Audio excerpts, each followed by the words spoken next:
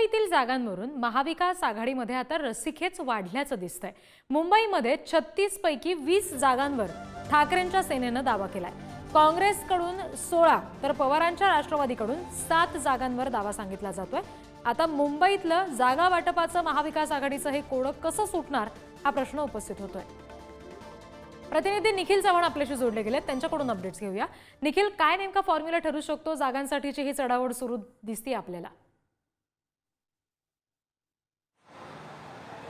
नक्कीच रिद्धी, काल महाविकास आघाडीची बैठक आहे ती पार पडलेली आहे आणि याच बैठकीमध्ये आहे तो शिवसेना मोठा भाऊ असल्याचं देखील तिन्ही पक्षांनी मान्य केलेलं आहे। त्यामुळेच ज्याप्रमाणे शिवसेनेचे आमदार जास्त आहेत त्याच संख्येने शिवसेनेला देखील आगामी विधानसभा निवडणुकीमध्ये जास्त संख्येने जी संख्या आहे ती आमदारांची असणार आहे। निवडणुकीमध्ये त्यांना जास्त जागा मिळणार आहेत। 20 जागांसाठी आहे ते शिवसेनेने या ठिकाणी मागणी केलेली आहे आणि उर्वरित ज्या 16 जागा आहेत त्या 16 जागांसाठी रस्सीखेच आपल्याला पाहायला मिळणार आहे। कारण काँग्रेस आणि राष्ट्रवादी या दोघांनीही चाचपणी केलेली असताना प्रामुख्याने राष्ट्रवादीने मुंबईतील 15 जागांची तर त्याच सोबत काँग्रेसने देखील तेवढ्या जागांची चाचपणी आहे ती केल्याचं या ठिकाणी पाहायला मिळतंय। त्यामुळे 36 जागा पूर्णपणे मुंबईमध्ये आहेत। त्यातील 20 जागा जर शिवसेनेला गेल्या तर उर्वरित ज्या 16 जागा आहेत त्या 16 जागा मात्र या दोन्ही पक्षांमध्ये विभागून घेतल्या जातील। परंतु जागांसाठी रस्सीखेच आहे ती आपल्याला महाविकास आघाडीमध्ये